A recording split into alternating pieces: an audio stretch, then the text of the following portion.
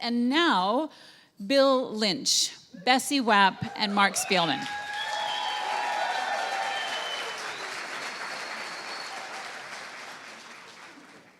Bill is such an amazing person, and I'm so honored that I get to introduce him. I asked him by email a few days ago if he could provide me just a little bit of background that I could share with you all tonight.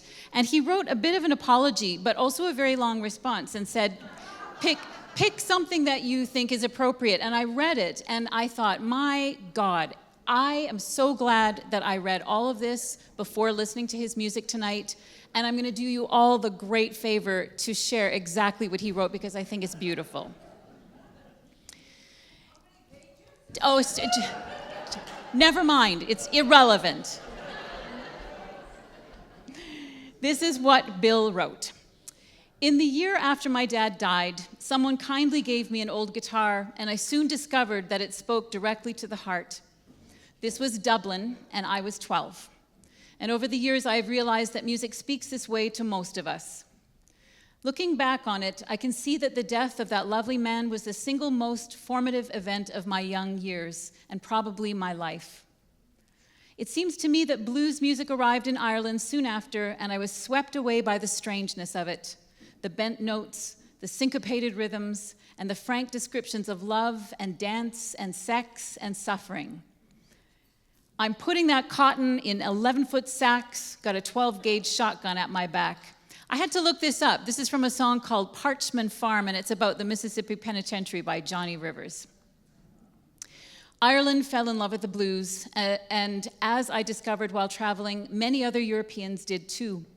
I was surprised to find this as well in Turkey, and I was even more surprised to find myself playing with Turkish blues bands in the clubs of Ankara. But meanwhile, I was also falling in love with the musical traditions of the Eastern Mediterranean, Arabic, Greek, Rembetiko, and especially Turkish. But I love all of those places where the local traditions have not been steamrolled by modern Western music. In Nelson in 1991, I started a band called the Lazy Poker Blues Band, and I still have unbelievable fun with those guys, great friends, and great musicians.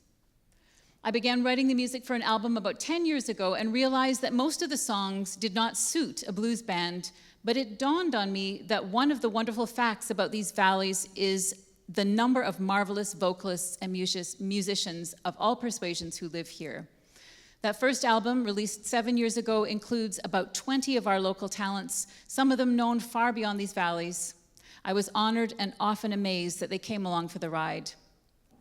It was during that time I began to play music with Bessie Wapp and Mark Spielman. I was delighted that they agreed to form a trio with me. I have consistently found that any song that I would introduce was raised, elevated by these two. Importantly, we have become great friends too. And Bill includes a little brief bio of each of these amazing folks, both of whom most of you probably know from one situation or another in town. Bessie Wapp is well known as a musician, theater artist, educator, and former Nelson Cultural Ambassador.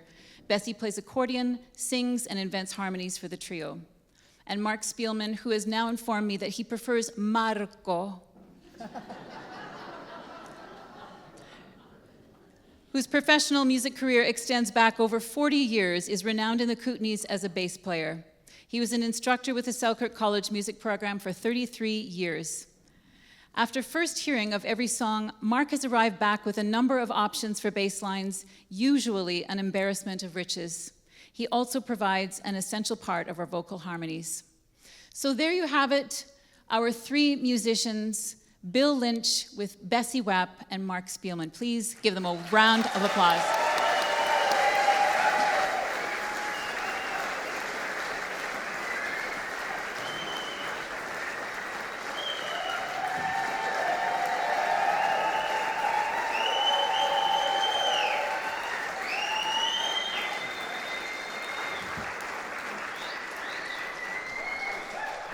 Hi guys, it's so nice of you all to come out, and so nice of Alison to say all of those, so much of that. I had hoped she'd just use a few words, but it's really good, true about music. It really does speak to our hearts, doesn't it? It's clear.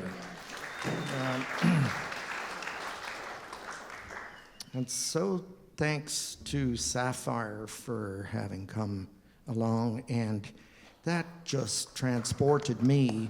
I hadn't heard Sapphire's work before, but I know when I see her name, I'll be making sure to go and see her shows in future.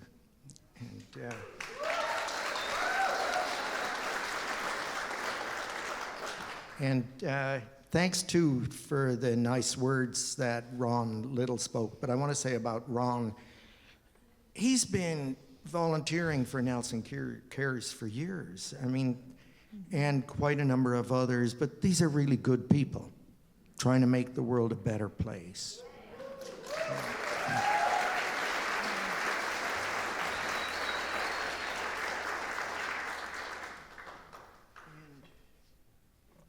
Yeah, we'll start with the title song from the album.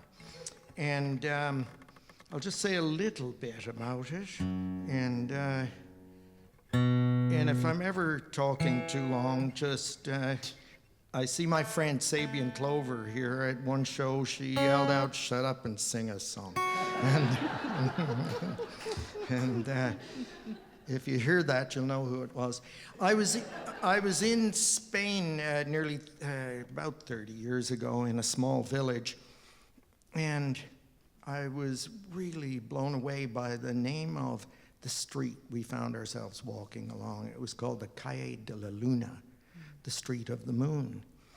And for years it just stuck in my head as one of the most, that Spanish culture is so romantic. But then as in recent years, as we found ourselves in disturbing times, let's say, maybe some of you have noticed, where history has started to enter our lives, it struck me that each one of us has an internal street of the moon, a place that really is a resource for us, where some of our most beautiful memories, some of the conversations we can remember with a dear friend, some childhood stories we heard, nursery rhymes, and all of these things, I think they live side by side down along the street of the moon. And, as with any other internal thing, it probably has a dreamlike flavor to it.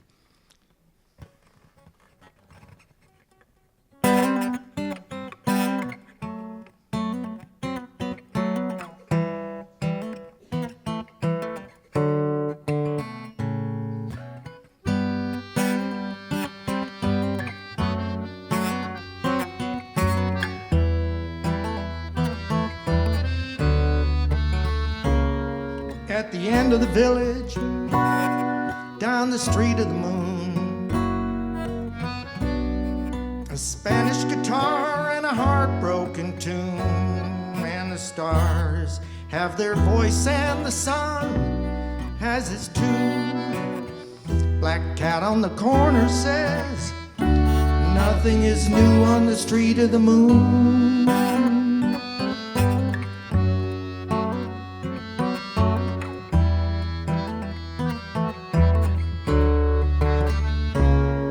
Through the blackthorn arch, the storyteller's arcade, where they cast the hot iron so that dreams can be made, and the laws of space and time bend like steel in the flame. The crow on the roof says, nothing will change on the street of the moon.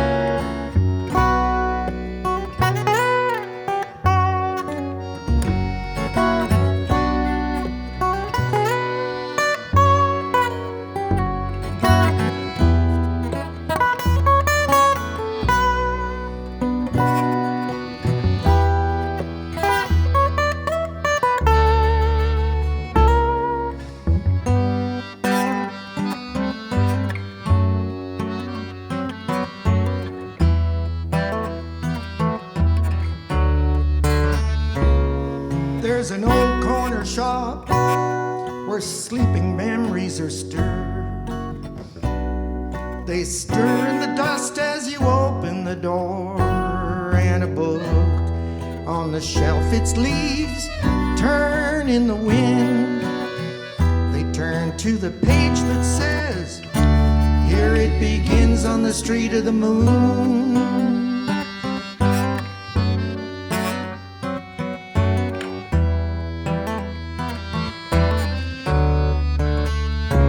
And if the curtains all move to the scent of one flower, the clocks all chime to call out that hour, and their hands come to life, but they move back in time. They point to the place where love and music rhyme on the street of the moon.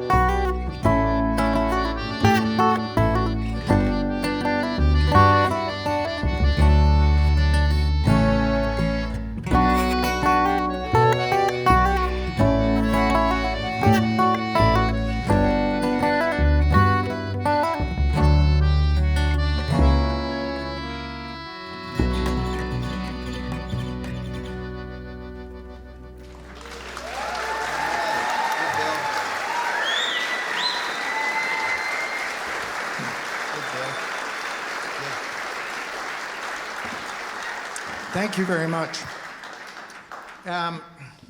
This next song is about some of the ways we can find ourselves trapped in our lives. It might be just a habitual way of living that isn't bringing us much joy. It may be one of the great ideologies that trap us. It could be a relationship. And, you know, as I think both the Buddhists and Sigmund Freud talk about, the most difficult traps are the ones that we build for ourselves. And so this is really a joyful song, because when you break out from one of these things, it really deserves a big celebration. You know, it should be bigger than the birthday party. And it's called The Day I Busted Out. 1, 2, 3.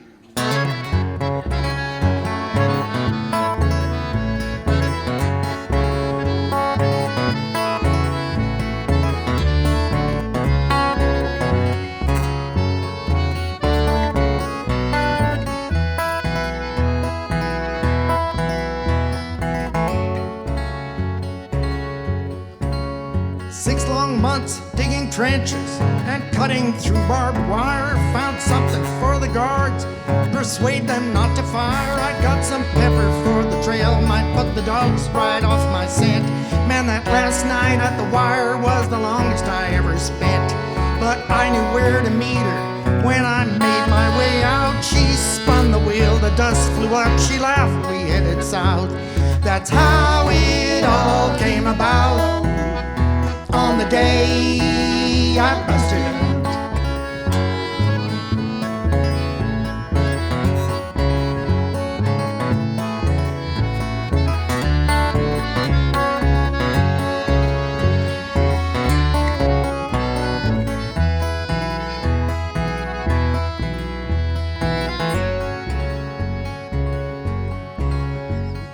I met him at the crossroads, his fingers full of rings. Once had been an angel, but he traded in his wings. He said he had a deal for me, all he wanted was my soul. Then I saw him reconsider, I watched his eyes grow cold. I'm sorry, sir, he said to me, that old soul ain't worth so much. Ah, he's just a fallen angel, I think he's out of touch. That's how it all came about. On the day I busted out. said it was for progress, so I said I'd lend a hand. In the gold mines, the pipelines, the black oil sands, we counted every dollar and every single cent. But it slipped away so easy in those days of innocence. They said play it on the market or just take it from the land. But none of it paid out when Mother Nature showed her hand. That's how it all came about on the day I busted.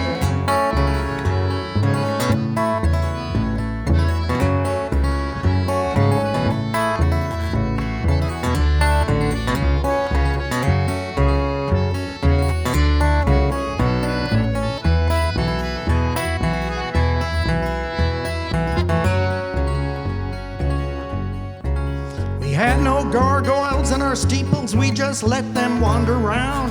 The mayor in his robes gave them the keys to the town. There were heroes, there were saints, there were martyrs, there were scholars, there were leashes made for all that would not fit the Roman collar. And the rumors from the palace of sulfur and of sin, the choir sang hymns of glory and the bells began to ring. There was no room for doubt on the day I busted out. I heard the thunder, saw the lightning, and the wind was filled with hail. Lights flashing in the night sky and down along the trail. The river broke its banks, it ran dark and it ran brown. Turned my face up to the sky, told for much more to come down. Holding hands full of seeds and dust and dead bones. All that was left when the dry winds had blown. After 10 long years of drought, on the day I busted out.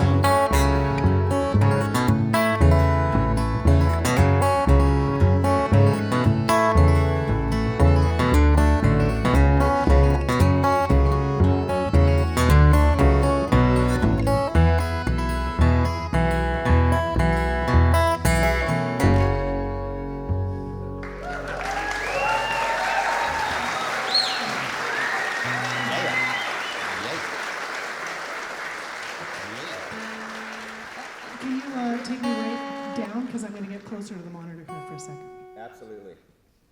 Live music in action. Bill, did you have anything to say about this song? Oh, yes. Oh, well, that makes some sense. I just wanted to get him going, get him started. Okay. Yes, there's a few things I might say about this song. Probably only about 200 years ago, we bought into an idea called progress, and it had some real benefits. Progress in those days, and still there are some where it justifies itself with a positive result for humanity. But progress, as we know at the moment, it doesn't even offer any other justification except the word progress. And so the thing is moving along a lot faster than we ever bargained for. The German thinker Walter Benjamin in the 1930s was thinking about this issue and where we were headed, and he was trying to think of a metaphor that would clarify it. And he was struggling with this until his great friend Paul Klee, who we probably say Paul Klee here, but Paul Klee was a great friend of Walter's, and Paul Klee made a painting, and you've probably seen it, of a very mechanical angel, and pinned like this, and Paul Klee called it the Angelus Novus, the new angel in Latin. And Walter Benjamin said, oh, that's it. And he bought the painting from Paul, and he said, well, this is it. The angel of history is being blown backwards into the future and can no longer see the future, can only see the past. And as it's being...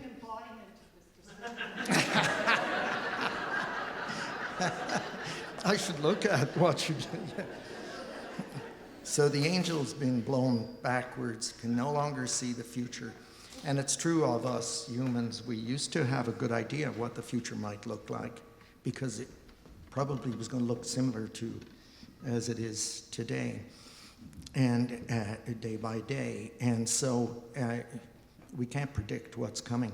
So the angel of history, as it's been driven backwards, all it can do is look with compassion at the things that we've lost. And there is a lot that we've lost. Progress also allowed us to create an awful lot of mayhem and murder at faster rates.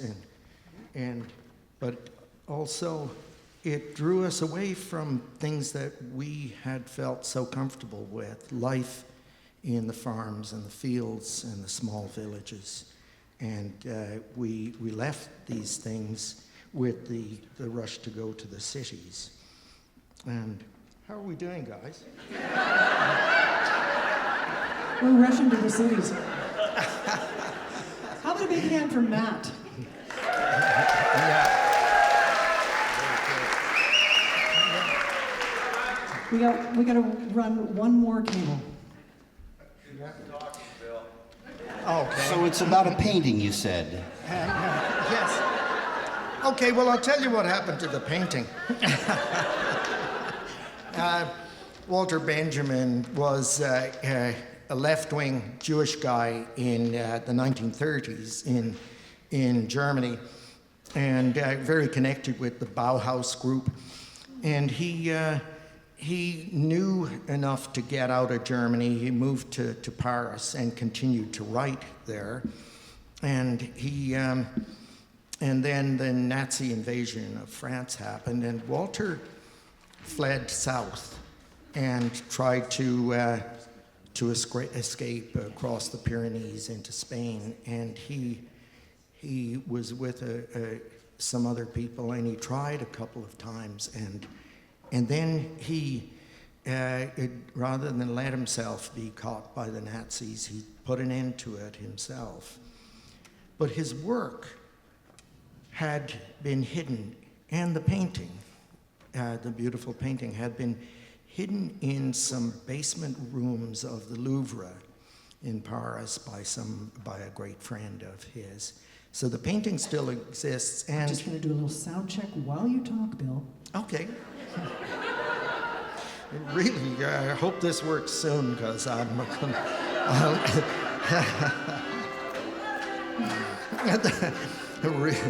do they really want to hear my voices? So all of that, Walter's great works were in suitcases, uncollected, disordered, and people have been doing this, putting his written works together, and the painting is still there in this world. And now.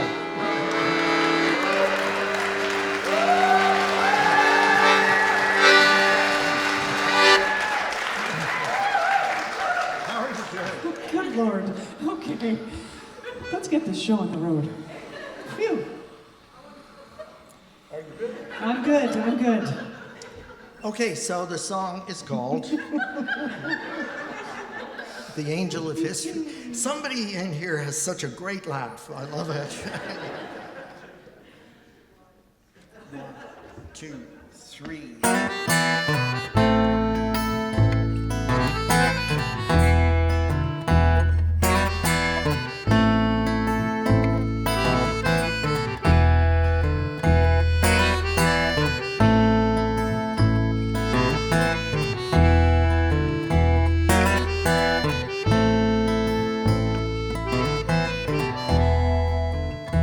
Said, I know why you've come, and when the time would be.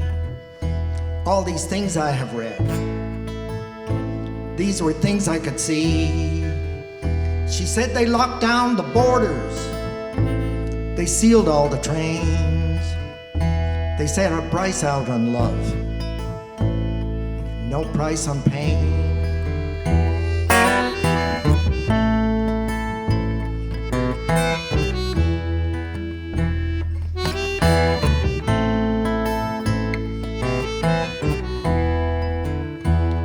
brought in the red grapes and carried out cool water, the smell of soil and of sun, fields of laughter. And in the evening circle, the blind musician played, stamping time on the grapes, made its own serenade. Well, she opens her wings, but she cannot quiet the ghosts among the ruins, lost among the hallways and the desks of old classrooms. The wind's out of heaven and it blows strong. She cannot turn or fly, and the dust gathered up in her wings. It's only the stars of the night, and her wings are soft as the soul, soft as a kiss.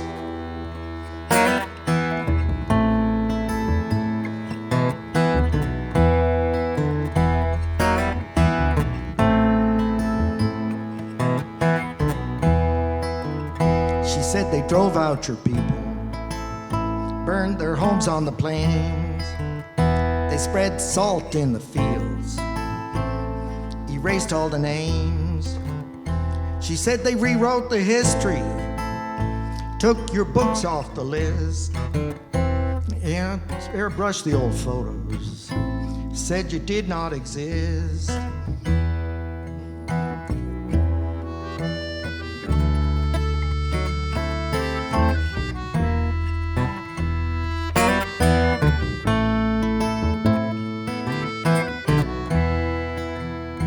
Shade trees along its banks, the river curls through the town, and the evening promenade, it goes the same way around. And there's a hush along the bridge where whispered hopes were heard, and in the fading light they held on to every word.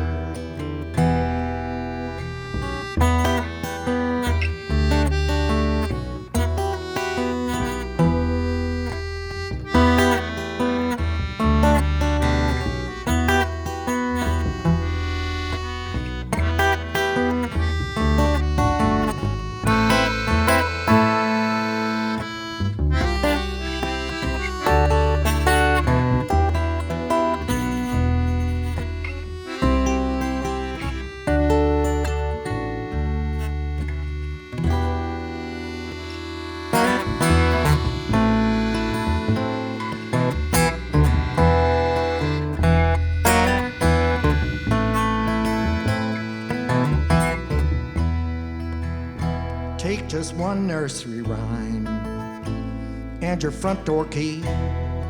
Grab one handful of soil, one last taste of the breeze, and gather up the old memories, sew them inside your shirt.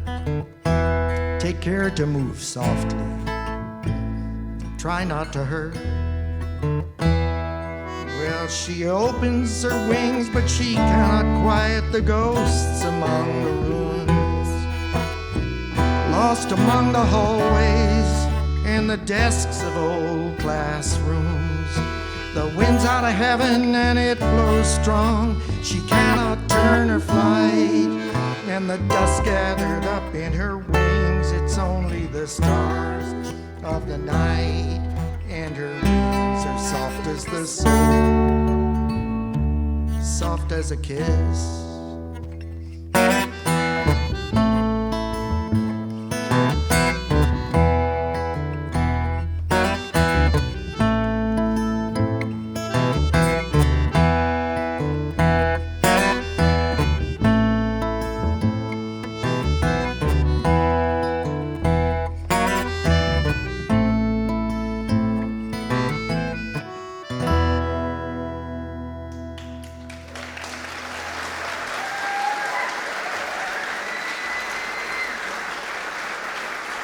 Thank you.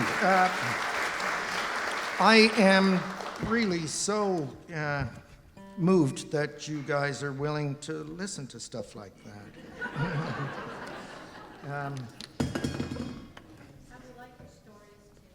Thank you. Thank you.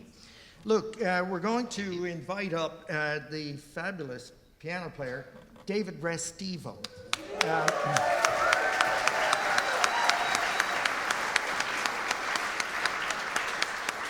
Really honored to have David join us tonight and play a blues tune with us. And it's a kind of an odd shape of a blues tune in the way that they often were in the very old days. I count it as 9 bars, and I've seen David play all kinds of things and really complex music and just dive right in as other musicians started. And it's quite amazing. He's either got a huge library in there or just a huge instinct, you know? And I'm very proud to say that this weird shape of this song had him puzzled for, I think, I'm counting 15 seconds.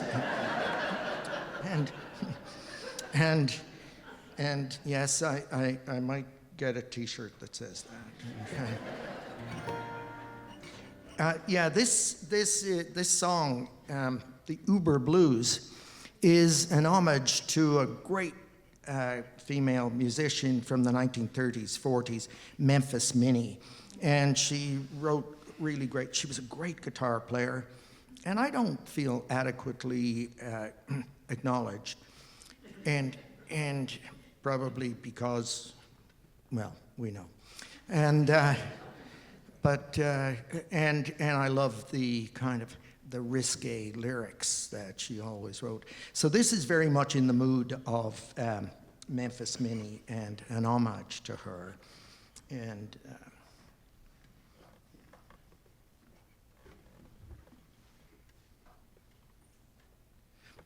one, two, three.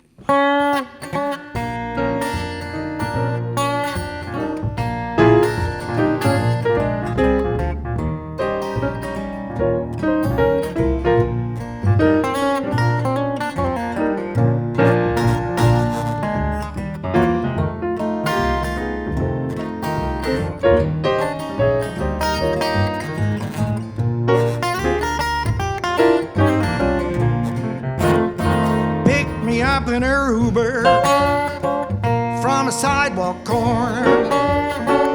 I was caught in a rainstorm downtown. Well, she drives so easy. I said, please don't put me down.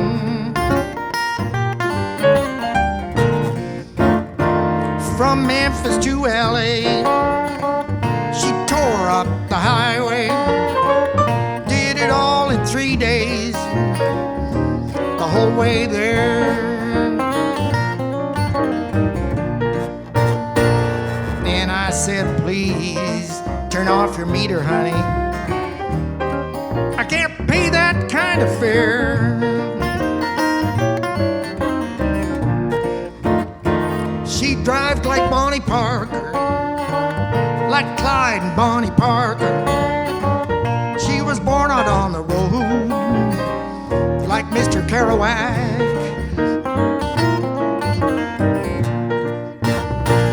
Sometimes I ride up in the front seat, sometimes I lay out in the back.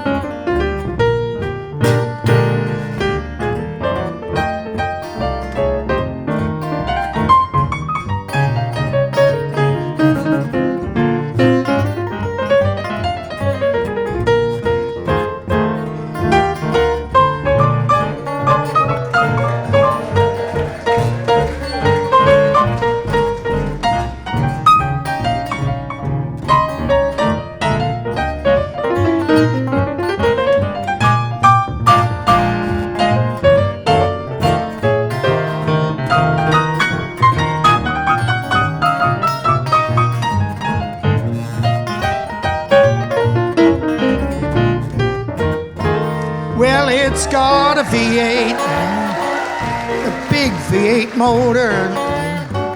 Well, she can make it whisper, she can make it roar. And I said, show me all the back roads, honey, somewhere we've never been before.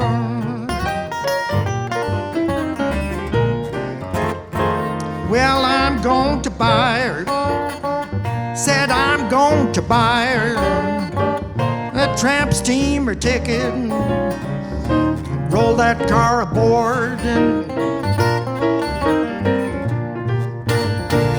well, she can't take that Uber, drive me round the world.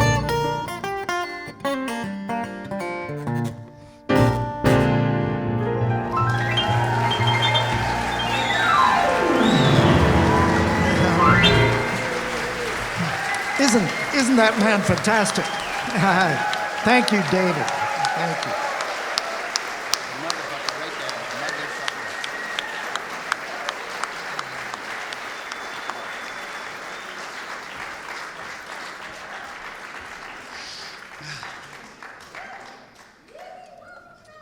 How about that, huh? How about that?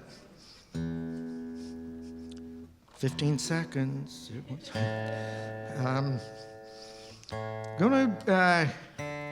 Look, we all know that love can be expressed without words. So this is a love song without words. And it really feels as a love song to me. And I just wonder what it would feel like if you wished to close your eyes and imagine some words that you would say to somebody really important. And it's called Casino.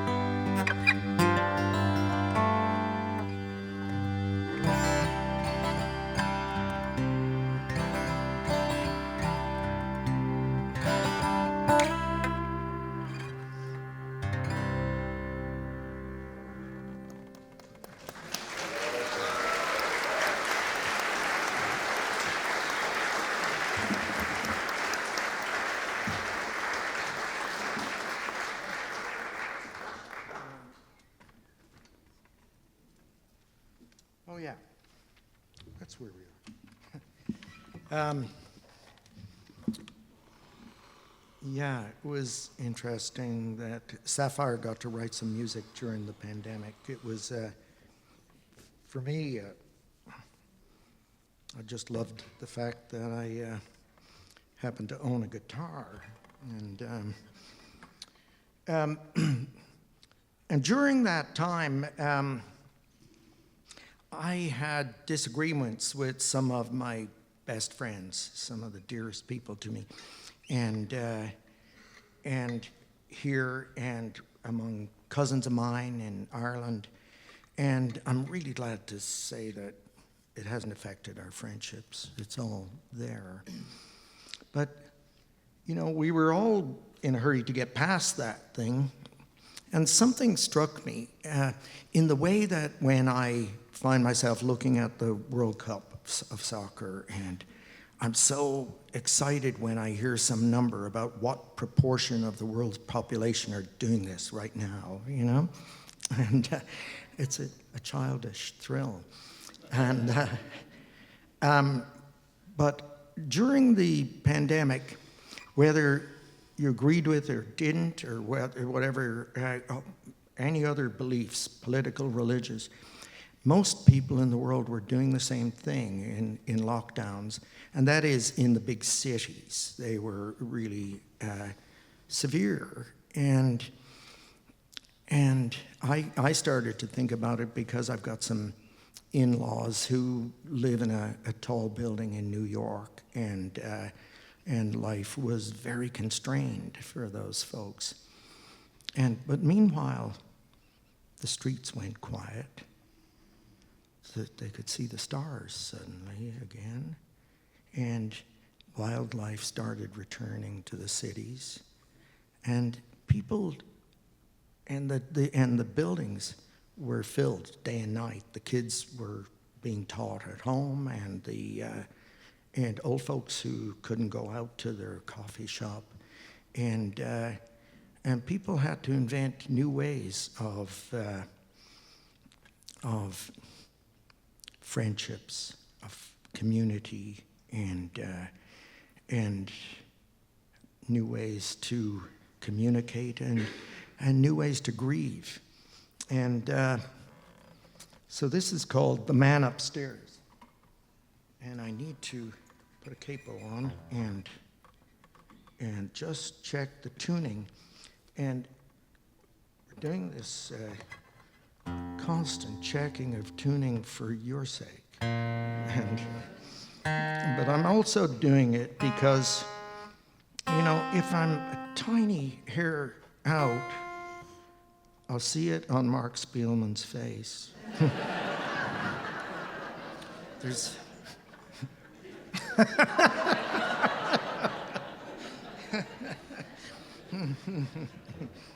And, yeah.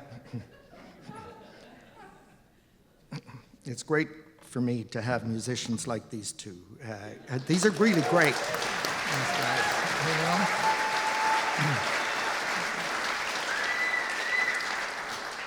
And I've really come to know that every one of these weird songs that I write, these guys take them and elevate them. I feel it. I see it happen. Anyhow, The Man Upstairs. Yeah, this, I have the feeling when I listen to it, I'm going, was I in a big building in Buenos Aires?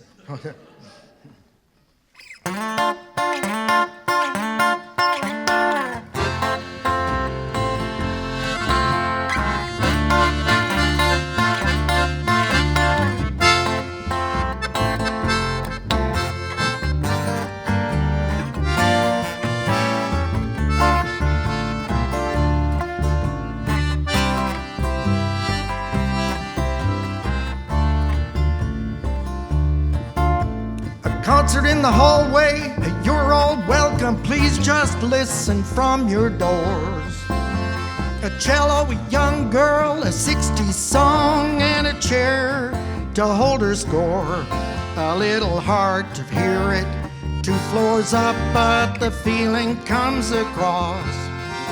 She said she was playing it for an old friend, someone that she just lost. And she looked shy when she said, I'm doing this for Dave. It was that young girl's debut, and the man upstairs, he's playing the blues.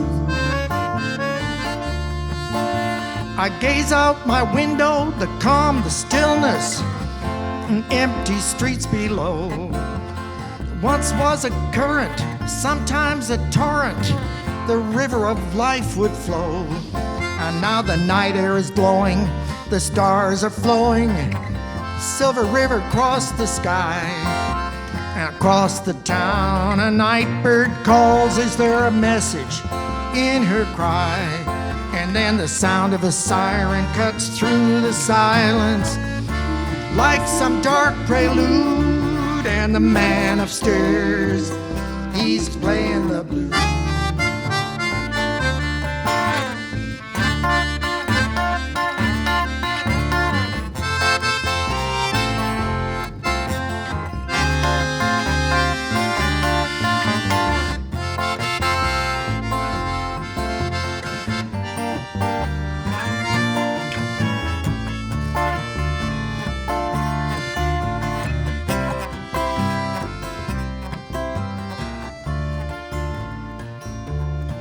He used to laugh with his friends down at the corner shop. He says they solved the world's problems there.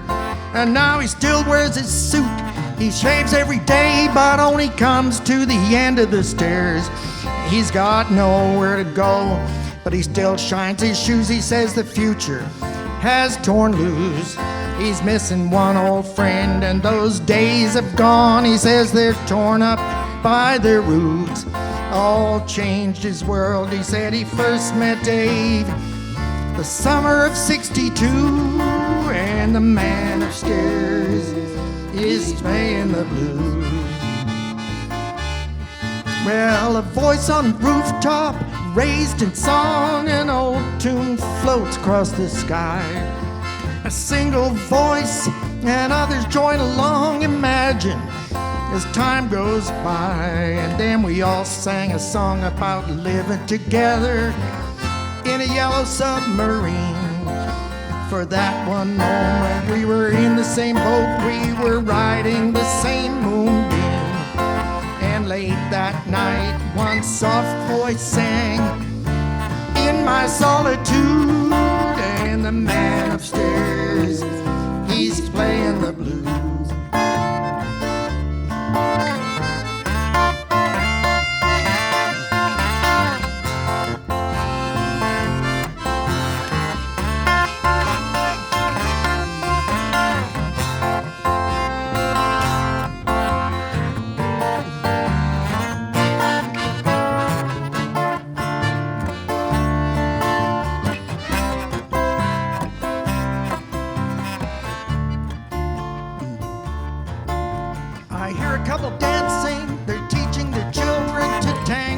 To two-step two. I can't hear what they're saying, but the room started swaying. Those kids dance with attitude. And down the end of the hall, there's something else coming on. A rumba, some salsa groove. I was stuck in my chair, trying not to care. I couldn't help it, I had to move. And then I heard the soft shoe tap from the room above. He's put on his blue suede shoes, and the man upstairs, he's playing the blues. And the man upstairs, he's playing the blues.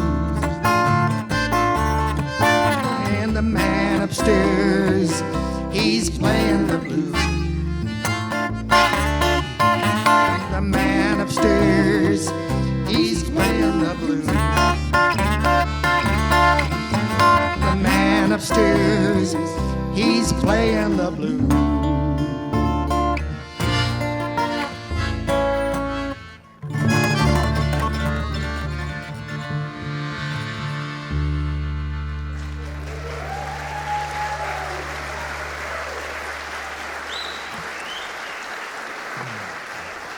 Thank you very much. So there, you've heard a song about the pandemic. And Bessie's going to sing you something very beautiful. I'm going to sing an Iris Dement song. Any Iris Dement fans? Yeah, oh, there's at least one there. Great. And this is a song that, I actually want to say the last verse to you because in setting this song, Mark had the idea to do it a lot slower than the original, the Iris's version. And I wonder if some of the lyrics get lost in our stretched out version. I'm just going to say what the last verse is so you'll get the sense. We all see good or bad in everything that we have, but life is waiting just behind that veil. If this will be loved and that will be hated, the soul is left to struggle segregated, trapped in the harbor, too weighed down to sail. There you go. That's the last verse.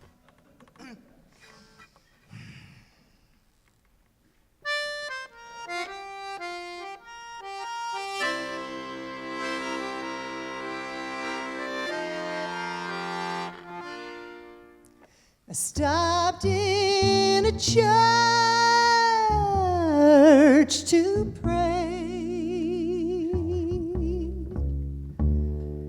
It was the middle of the day. I don't even know if I believe in God, but I laid my soul on the table, and I left that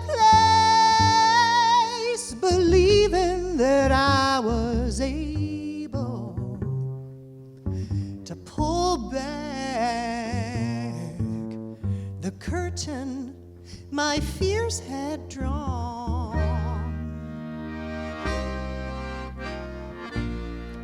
I was out on the 4th of July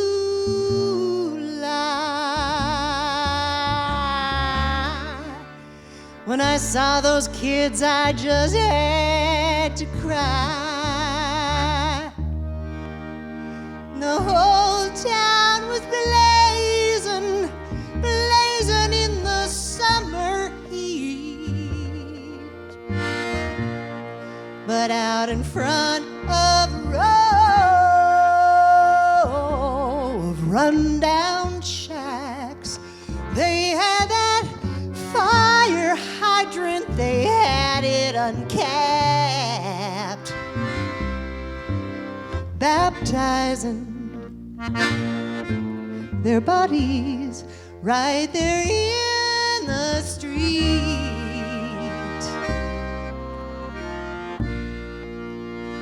There is a tree outside my window,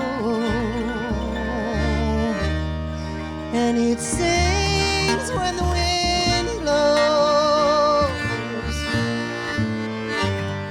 I got water and I got fire, and I know sorrow and I feel desire.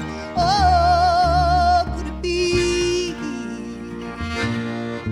that the kingdom has already come?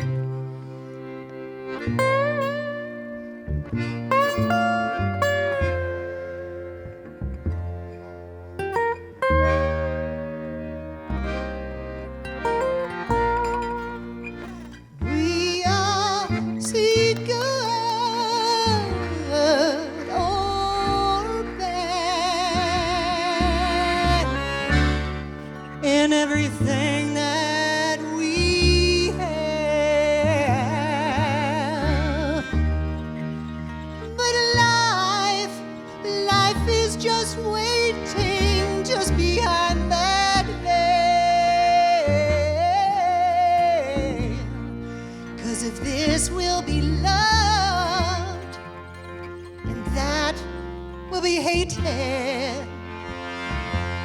The soul is left to struggle, segregated, trapped in the harbor, to weigh down the sail.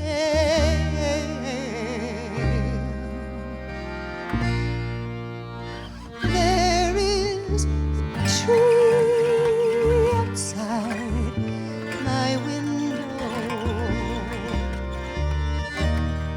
and it sings when the wind blows.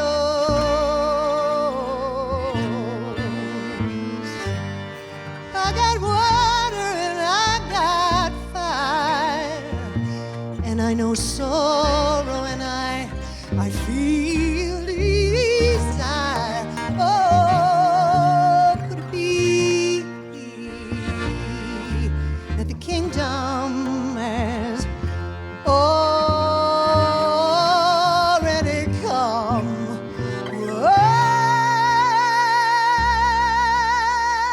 Oh, could it be that the kingdom has already come?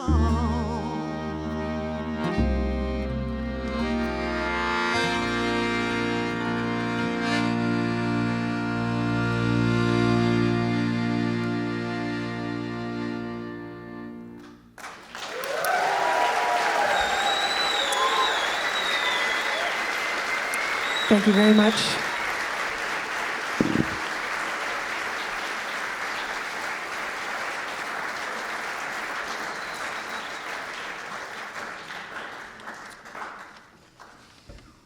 That just leaves me speechless. You're going to back to my very ordinary voice, guys, after that. That's so beautiful. I just want to thank some of the people who are involved in making the album. Rick Lingard, my great friend. And John Tucker. And Roger Swan. Thank you, guys. And two of those guys are here tonight, aren't they? Ricky's here. Roger, I just realized I ran into you at the door, didn't I? Yeah, okay. Okay. Yeah. Well, Nice thanks for to coming, you guys. connect. Yeah.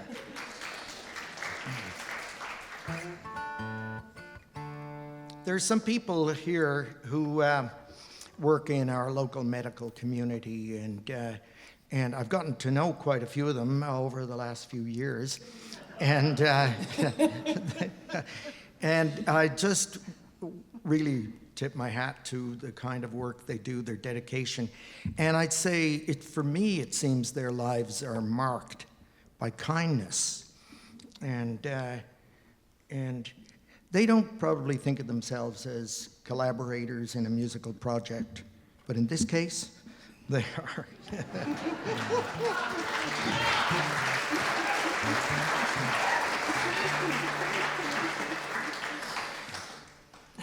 Here's a song from the last album, and we're on to Children's Crusade, yes. And I had been playing some music in the park with my friend John Burden, and for a fundraiser for War Child Canada, which helps children who've been dragged into wars. And some weeks later, I was thinking about that and thinking, about the losses those children suffer.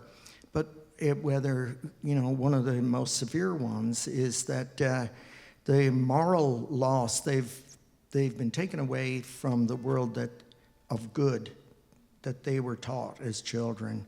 And so they might never get to go home to that.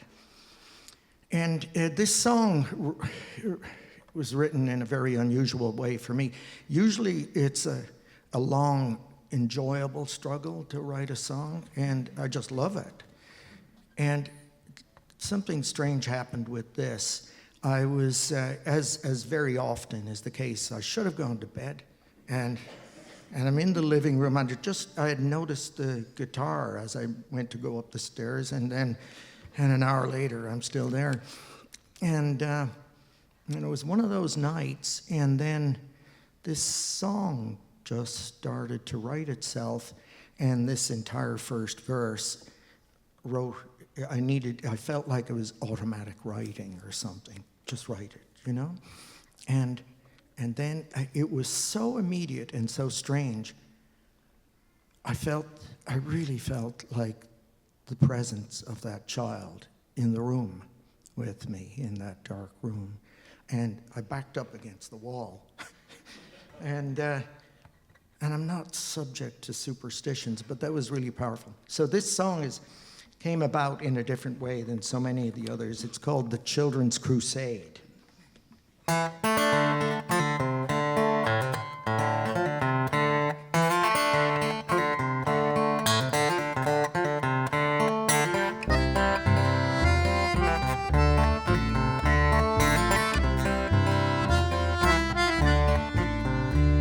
When he walked out of the forest, his eyes were scared and wild. He had the hands of a man, the body of a child, and he marked down his existence with the imprint of a thumb. He had never held a pen, he knew how to hold a gun. And it looks like he's never going home. And it looks like he's never going home. They ran with fear in the night, they were rounded up by day. He lost sight of his family, never found out where they laid. And he was told to take the rocks from the side of the great red hill. For all that he knows, he's got a brother down there still. And it looks like he's never going home.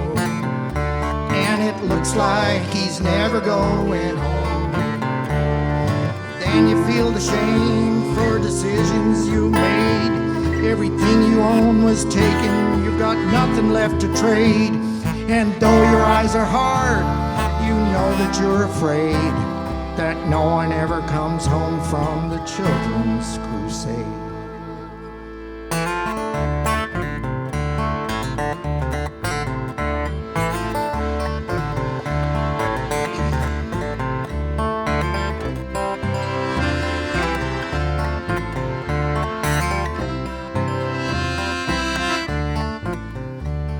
Said there were two choices, the Red Hill or their crusade. He stood up, stepped forward, he'd always been told to be brave. And in the night there were more children taken by the gun. They drove them to the Red Hill, he won't speak of what was done. And it looks like he's never going home. And it looks like he's never going home.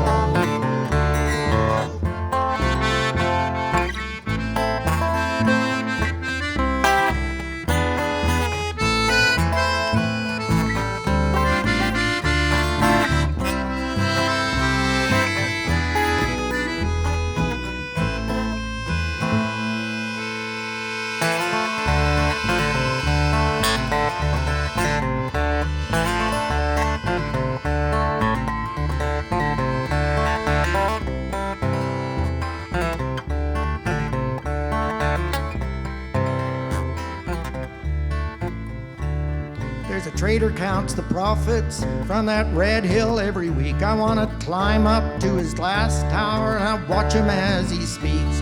And I will watch his eyes, I want to watch until he's done. Does he even know he taught this child to hold a gun?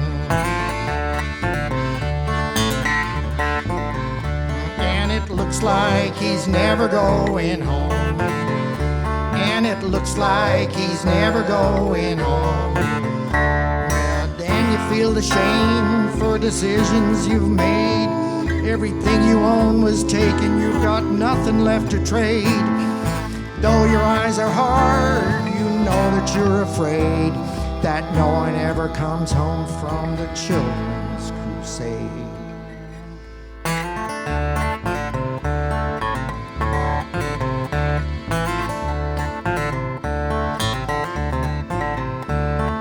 looks like he's never going home. And it looks like he's never going home.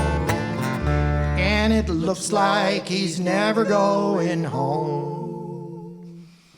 And it looks like he's never going home.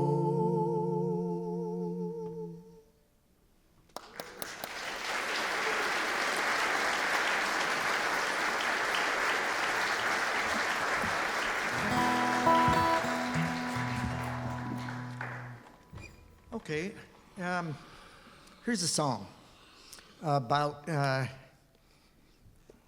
great friend that we each have that we never want to listen to. And there's nobody else who's going to say to you first thing in the morning, it's urgent. Today is urgent. And there's nobody else who's going to say to you over and over during the day, pay attention. Are you paying attention? The song is called The Wind at Your Back.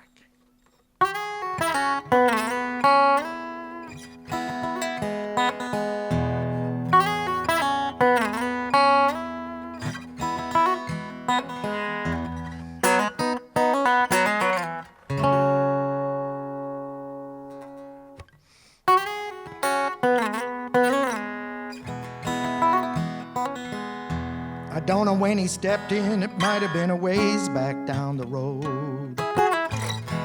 Quiet in the back seat, he was traveling alone.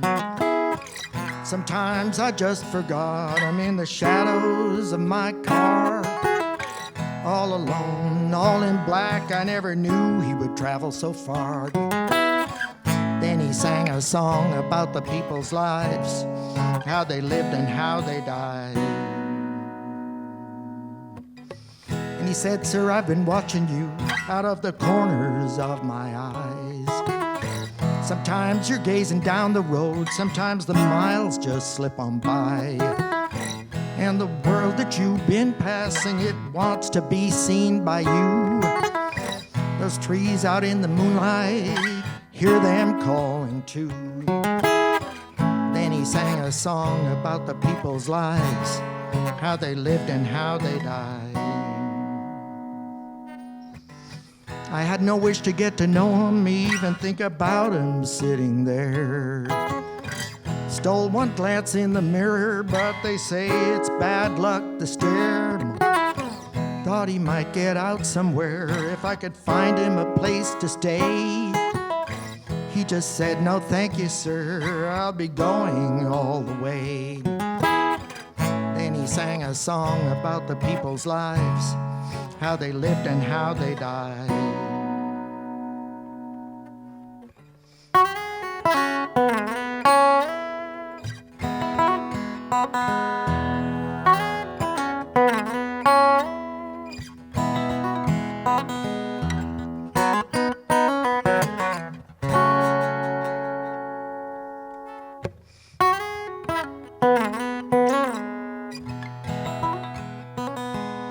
I said, what's with the black suit, the hat, the shoes, the vest? Just a tradition, he said, but it still earns a little respect. I don't want the world to see I'm just a very ordinary guy. Pearls are spilling out of your hands and there's only dust in mine. Then he sang a song about the people's lives, how they lived and how they died. You can raise the stars, he said, and change the length of night and day. Learn the languages of birds and what the morning sun can say. And you say yes and yes to love to those beside you and those gone. Then you feel it at your back, the wind that carries you along. Then we sang a song about the people's lives, how they lived and how they died.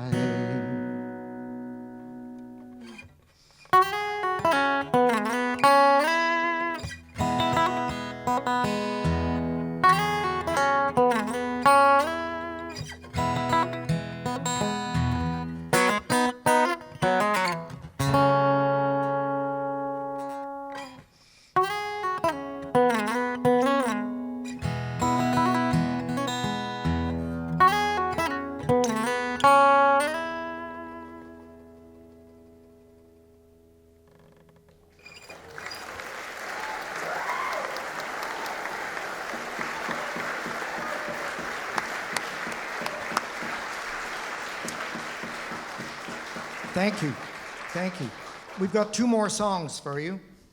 And want to thank Stephanie Myers, who did so much of the organization to make this show happen.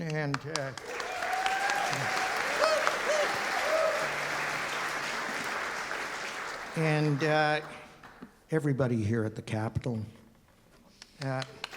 Terry and Matt. Terry Brennan and Matt are taking care of the sound. They've been here for hours. And oh yeah, I got to explain this song. And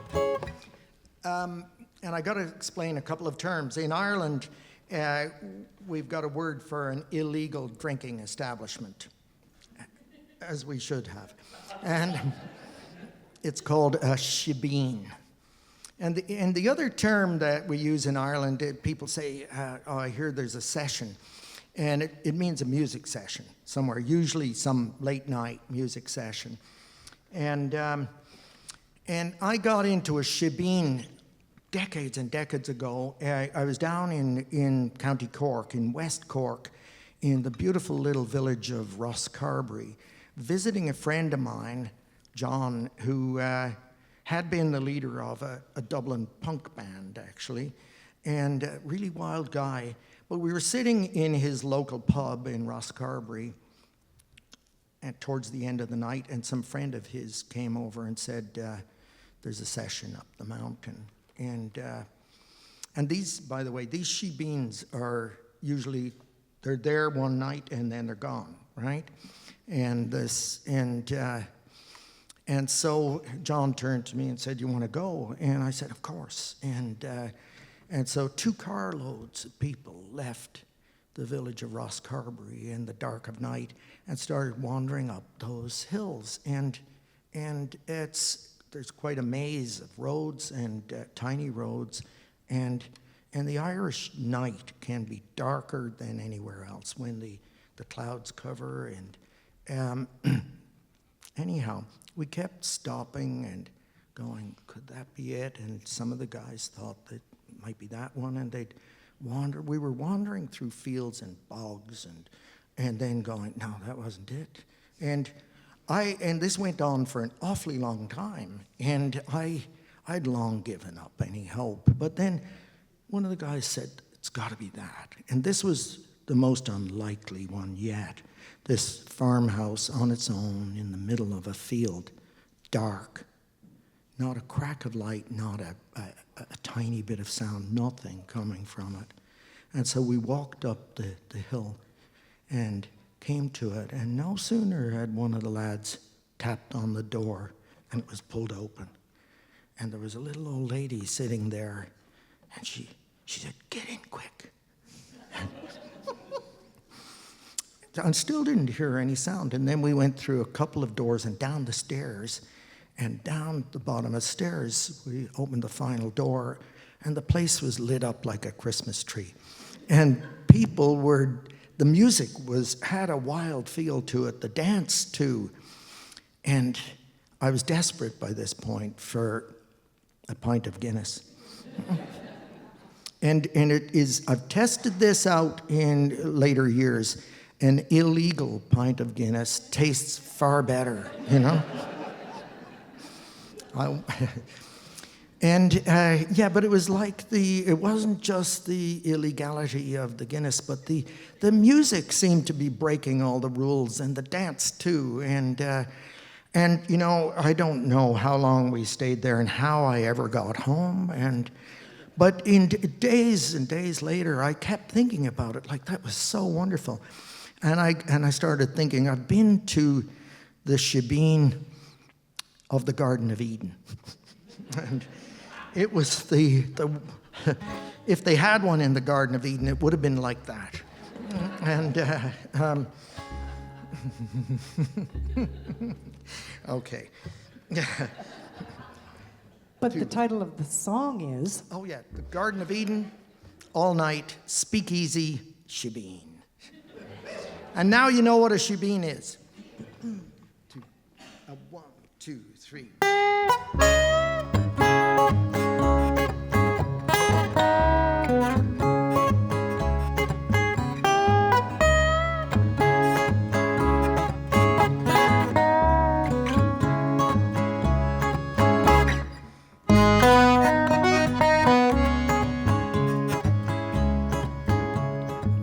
across the mountain and they filtered through the glens. Women on white horses, children carried by the men, and the whole ancient guild of silk suit tailors. Two horse thieves running half a day ahead of their jailers. Someone must have whispered, else they heard it on the breeze, the midnight session.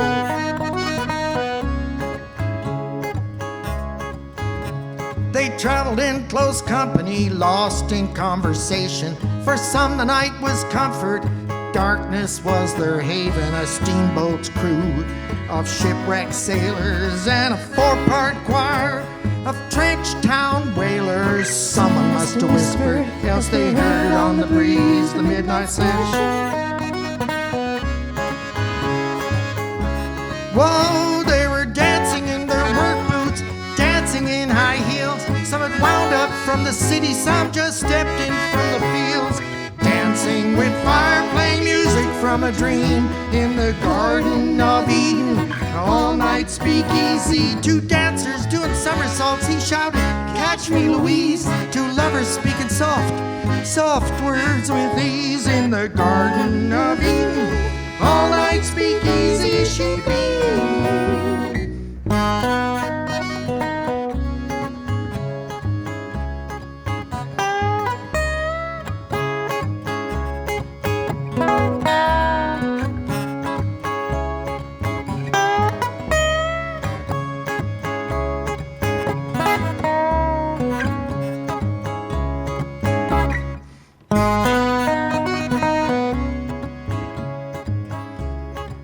One old sailor said he knew the way and he could be their pilot. When they finally found the farmhouse, it was dark, still and silent. The old woman at the door crooked a long, cold finger. She said, "Get in here quick, do not stand there, do not linger." Someone must have whispered, else they heard it on the breeze, the midnight session.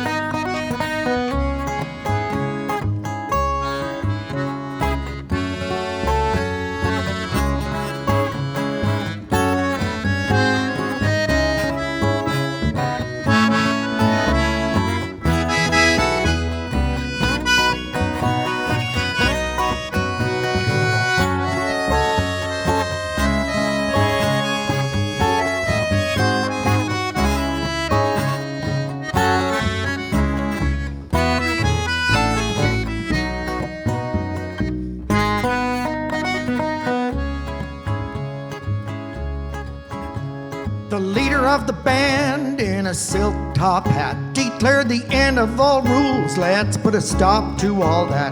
No more laws of the genre, no more tyranny of time.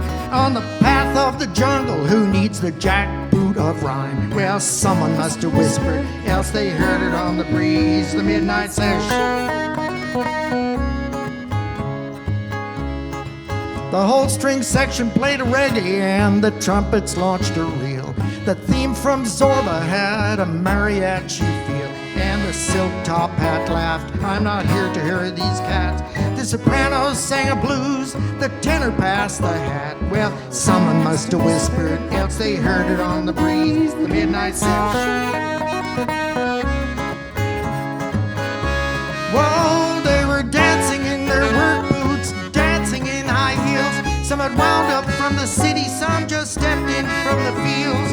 Dancing with fire, playing music from a dream in the Garden of Eden. All night speakeasy, two dancers doing somersaults. He shouted, "Catch me, Louise!" Two lovers speaking soft, soft words with ease in the Garden of Eden. All night speakeasy, she be.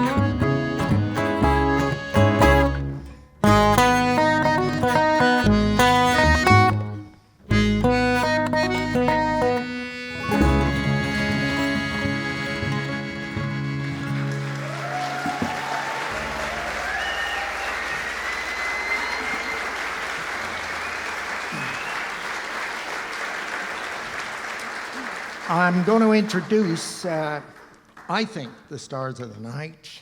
For me, we call them the High Street Choir. My granddaughter, Maeve Myers-Lynch, and her best friends, next-door neighbors, Jupiter and Bowie Roulston. Come on, girls, and say hi.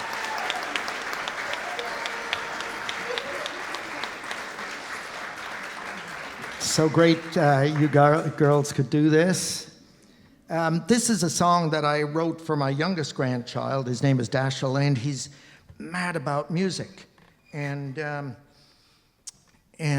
I was thinking, well, you know, music has been such a great part of my life, and so I wrote this song, and it's called "A Song Can Carry You." And it's our last song. And it's our last song. Yes. And did we thank Allison? Did we? I don't remember.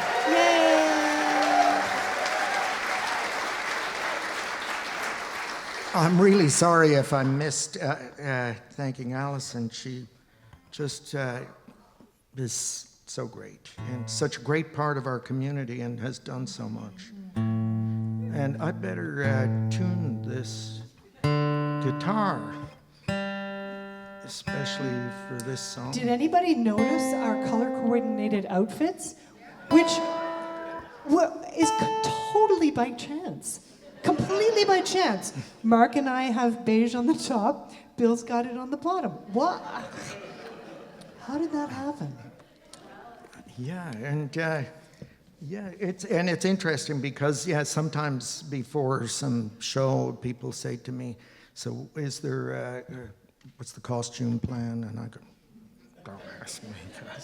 But so totally, I was surprised. We're going, "Wow, look at this! We'll pull this off." Okay, you guys ready? And your microphone sound okay? Say something in it or shout. Check. There you go. Oh, great. You might want to turn it up, tip it up just a bit, I think. Well, they've got it for there. Yeah. Yeah. Perfect.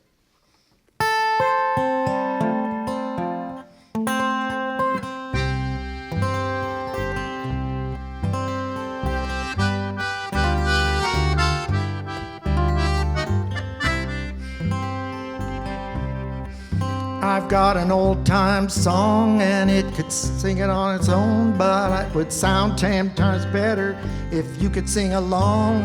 Ooh, bring out the guitar or the flute. Music is no way to carry, a song can carry you.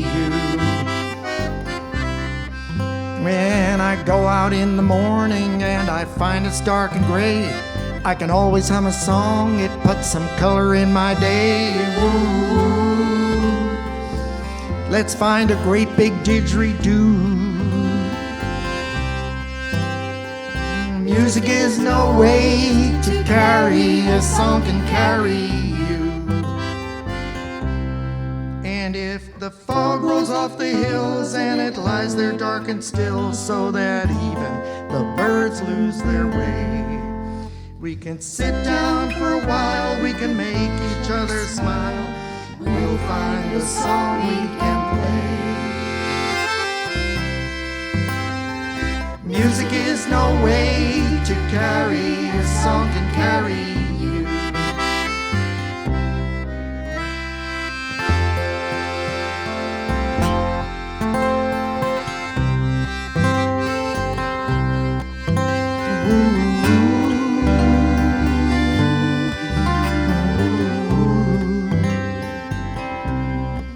Let's say we're up there on a stage and the theater is jam-packed, but the scenery all falls down in the middle of the act. Ooh, bring out the harp or the bassoon. Music is no way to carry, a song can carry you. Well, if the stars sing in the night sky and the birds sing in the trees of sun and love and wine, of the springtime and the breeze, woo, bring out the sitar or the oud. Music is no way to carry, a song can carry you. And if the fog rolls off the hills and it lies there dark and still, so that even the birds lose their way, we can sit down for a while, we can make each other smile, we'll find a song we can play. Music is no way to carry, a song can carry you.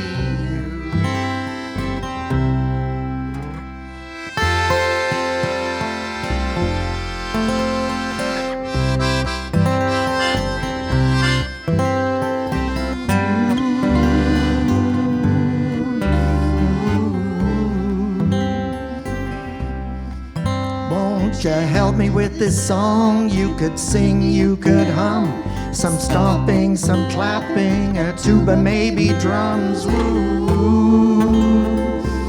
Clap your hands, tap your shoes. Music is no way to carry, a song can carry you. Well, the sun is gonna come out, the clouds will all be gone. They say the darker the night, the sooner the dawn. Woo, woo. The rooster crows on his kazoo. Music is no way to carry, a song can carry you. And you can join in, guys. Woo, woo.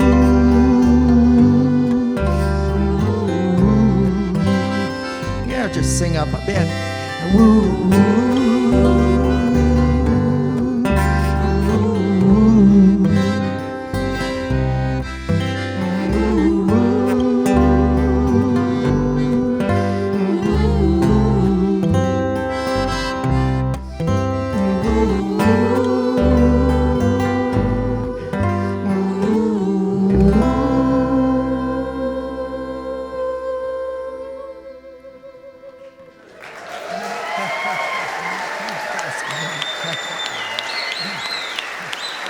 Aren't they so good? Yeah. Jupiter, Bowie, Maeve. Okay. That's it for us, guys. Thank you. You've been so lovely. Yeah. And good night.